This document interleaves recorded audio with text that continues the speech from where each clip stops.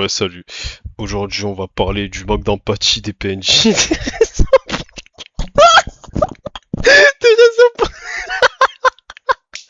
des raisons pour laquelle ils asservissent automatiquement le mal et de la manière dont ils le constituent. Donc, il faut savoir que la ressource principale des séistes,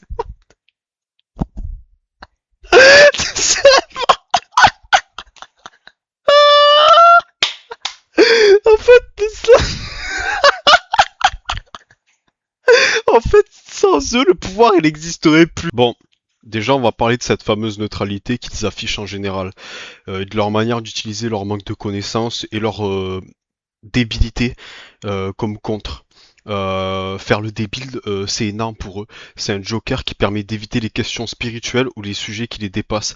C'est un mécanisme automatique qui s'active dès que le script ne suffit plus. Ils ont tendance à se faire passer pour quelqu'un de simple aussi ou d'ignorant. Ça marche très bien ça. Donc si t'es quelqu'un qui se laisse cracher dessus d'ailleurs sans jamais réagir, pour moi t'es automatiquement un PNJ. Même si tu trouves toutes les excuses du monde, même si tu racontes que c'est de la sagesse, de la bonté, ou une quelconque vertu spirituelle, ça reste un prétexte. Parce qu'au fond de toi, ton esprit sait quand quelque chose ne va pas. C'est pas naturel. Même quelqu'un de faible, quelqu'un qui subit, ressent intérieurement une limite qui a été franchie. Il se passe forcément quelque chose dans la tête. Donc la question n'est donc pas de savoir si le mécontentement existe, mais comment il s'exprime. Parce qu'à un moment ou à un autre, tu peux pas. C'est pour cette raison que les personnes qui se laissent constamment faire par les autres aussi rentrent dans cette catégorie. Elles manquent de valeur morale, au moins envers elles. Et ce qui est frappant, c'est que ces personnes semblent accepter tout ça, donc qu'on leur manque de respect, qu'on les humilie, qu'on les trompe ou qu'on les utilise. Et elles continuent d'encaisser. Hein, parce que dans le judéo catholicisme aussi on dit qu'il faut pardonner celui qui te crache à la gueule et prier pour celui qui te fait du mal. Donc voilà, donc ça aussi ça reste un gros prétexte. Et ça peut être des réactions comme ça en fait, juste de neutralité. Il y a un mec une fois il m'a parlé, c'était un chauffeur Uber. Et en gros, je sais plus trop pourquoi ce qu'il y a eu. En gros, il s'est embrouillé avec un autre mec sur la route. Je sais plus trop pourquoi. Enfin, il s'est fait embrouiller. Et le mec a aucune réaction. C'est-à-dire qu'on lui a pété sa voiture, on lui mettait des coups de poing. Le mec attendait qu'il sorte de la voiture, sûrement pour se battre. Et lui, il restait neutre. Et je lui dis, mais t'as eu peur, t'as eu. Et le mec, il dit, non, j'ai pas eu peur, juste. Bah, il a fracassé la voiture. Et bah, j'ai rien fait.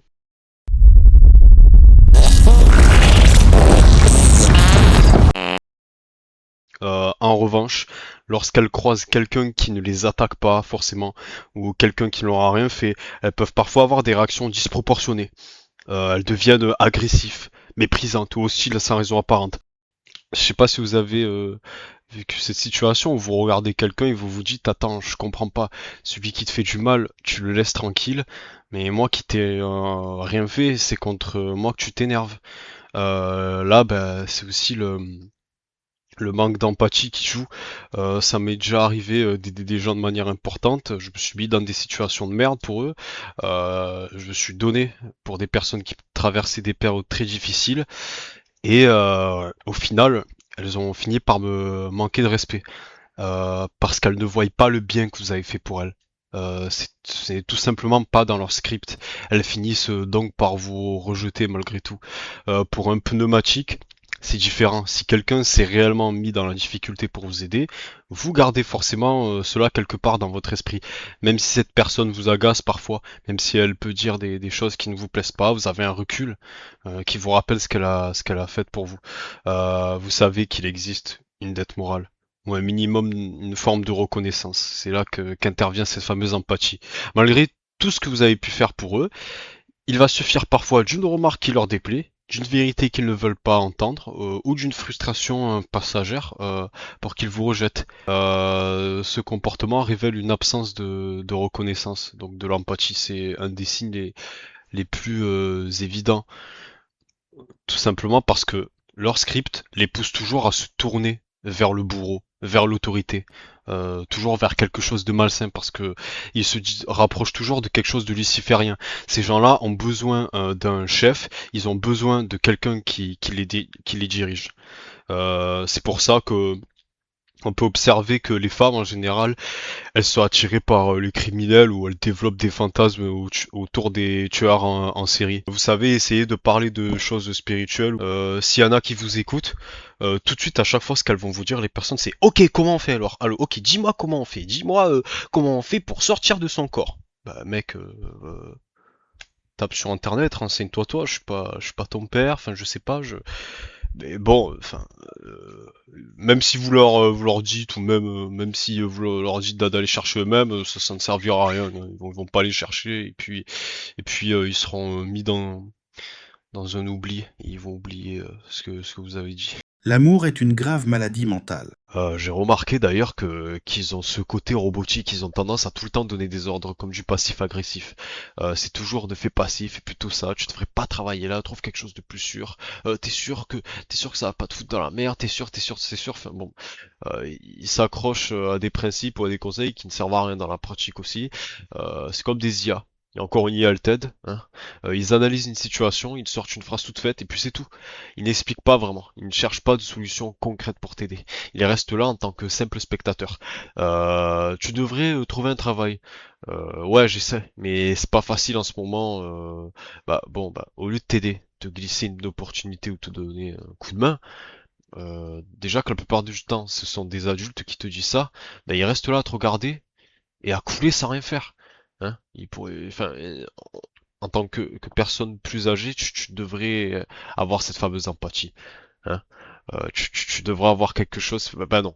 Non, ces gens-là vont te regarder couler, ils vont juste te dire trouve du travail, et si t'en trouves pas, c'est parce que tu cherches pas assez, tu te donnes pas assez, ou alors tu dois faire n'importe quoi, enfin, vous voyez de quoi je parle.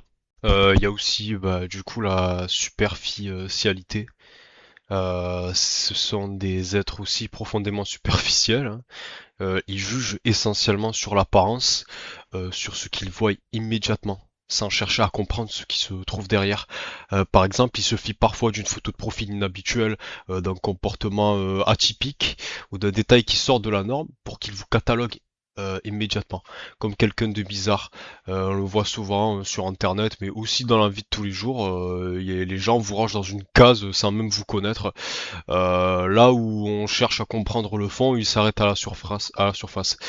Eux, ils vont s'en tenir à l'image qu'elle renvoie. Lorsqu'ils évaluent quelqu'un, ils ne regardent pas ce que cette personne a fait pour eux, ni les sacrifices qu'elle a consentis. Ils accordent l'importance à des éléments superficiels.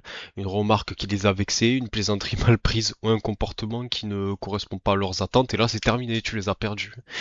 Alors qu'il y a 2 secondes, tu viens de sauver leur daronne qui est en train de brûler là. C'est pour cela qu'il y a des gens qui se retrouvent à dire je comprends pas, voilà, cette personne elle est gentille, mais elle a parfois des réactions disproportionnées. Par moments elle semble étrange ou incohérente, ou elle semble avoir la guigne. Voilà, ces réactions proviennent justement de cette manière de fonctionner. Elles se reposent pas sur une analyse gnostique profonde des situations, mais sur des déclencheurs immédiats émotionnels. C'est le côté sensoriel surtout sur eux qui joue. Il y a des comportements automatiques. Comme si les mecs ils réagissaient à des signaux. Enfin, vous voyez, c'est comme les dans Kirikou là, les mecs, maîtresse, maîtresse. C'est genre, ils s'attardent que sur ce qu'ils voient. Genre, ils sont à fond là-dessus. Je fais un parallèle entre cette mentalité et ce que j'appelle une vision reptilienne. Du coup, c'est une façon de fonctionner qui est centrée sur l'intérêt immédiat, sur les réflexes, sur l'image, les apparences, plutôt que sur la compréhension, l'empathie ou la profondeur humaine. Parce que dans cette perspective, enfin, ça paraît impossible de conserver pleinement une vision profondément humaine, tout en adoptant cette manière de penser. C'est pour cela que je rapproche ces deux phénomènes. Ils semblent reposer sur la même logique de superficialité et l'absence de recul. Je l'ai déjà dit, ces personnes ont besoin d'un guide, d'une autorité, d'un programme extérieur auquel se raccrocher. Elles ont besoin de quelqu'un qui pense à leur place, qui leur dise quoi faire, quoi croire et qui suivre. C'est pour ça que beaucoup de gens ont du mal à comprendre un phénomène fréquent.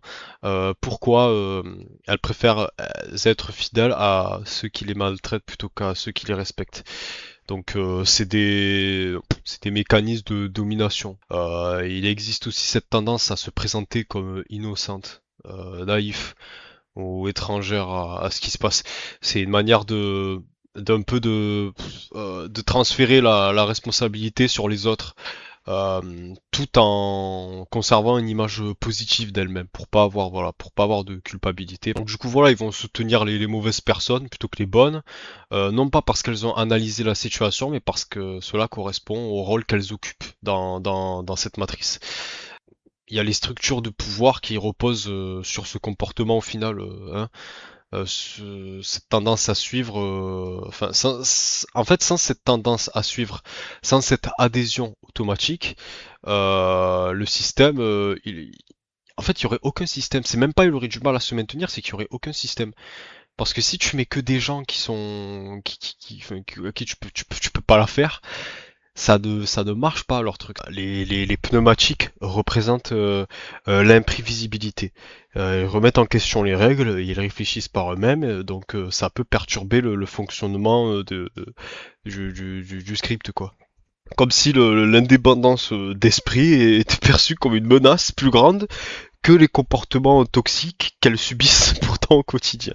En fait, ils sont programmés pour rechercher automatiquement une autorité, pour vivre qu'à travers les mots de la culture, les figures qu'ils idolâtrent. Être fan de quelqu'un, ça relève complètement de cette logique. On se construit à travers une autre personne plutôt qu'à travers soi-même. Les réactions aussi, c'est pour ça qu'elles peuvent être étranges pour nous. Et quand il y a des stars qui sont confrontées à ce phénomène, bon, elles semblent agacées, mais bon, après, c'est un mécanisme qu'on retrouve chez presque tout le monde, hein, sous une forme ou une autre. Ça me rappelle aussi cet endroit. Vous savez, l'expérience qui a été faite par un mec, ils avaient réparti plusieurs groupes de chiens.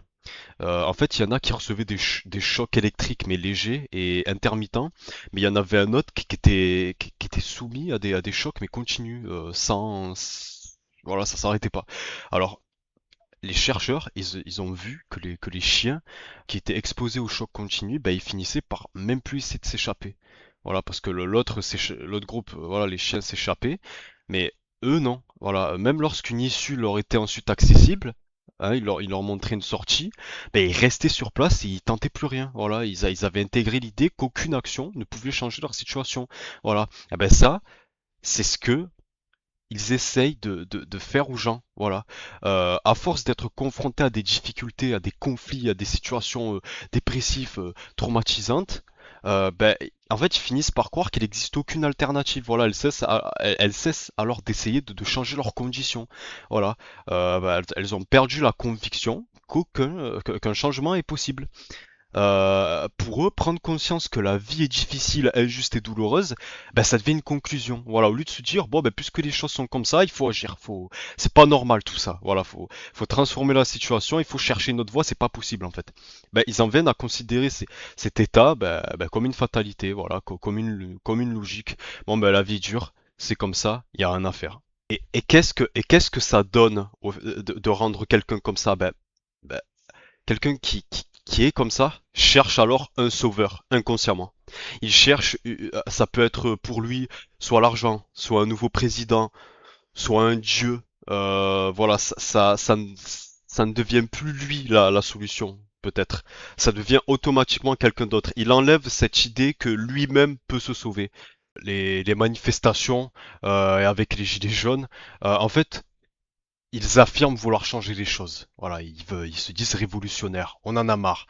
Mais en fait, ils s'adressent juste à ceux qui détiennent déjà le pouvoir, comme un enfant qui s'adresse à leur père.